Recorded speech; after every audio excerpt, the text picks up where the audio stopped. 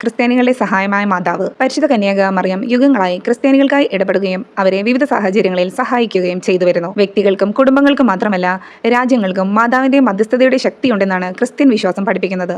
1241 തെക്കൻ ഫ്രാൻസിൽ അൽബിഗേസിയൻ മതവിരുദ്ധവാദത്തെ നേരിടുന്നതിനായി പരിശുദ്ധാമ്മ വിശുദ്ധ ഡൊമിനിക്കിന് ജപമാല എന്ന ആത്മീയായുധം നൽകിയതും അത് പ്രാർത്ഥനയിലൂടെ ലഭിക്കുന്ന സഹായത്തിന്റെ പ്രഥമ ഉദാഹരണമാണ്. ജപമാല ചൊല്ലിയാൽ അമ്മയുടെ സഹായം ലഭിക്കുമെന്ന് ലോകം തിരിച്ചറിഞ്ഞത് ഇതിലൂടെയാണ്.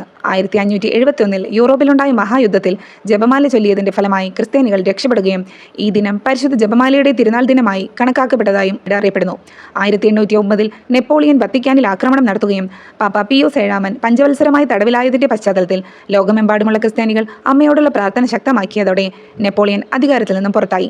ഈ സംഭവങ്ങൾ മാതാവിന്റെ സഹായം എത്രത്തോളം ശക്തമായിരുന്നു എന്നതിന്റെ തെളിവുകളാണ്. ലൂർദ്, ഫാത്തിമ എന്നീ സ്ഥലങ്ങളിൽ അമ്മയുടെ പ്രത്യക്ഷീകരണങ്ങളും അവിടെയുള്ള സന്ദേശങ്ങളും ഇന്നും ലോകമാകെ വിശ്വാസികൾക്ക് ആത്മശാന്തിയും കരുത്തും നൽകുന്നു.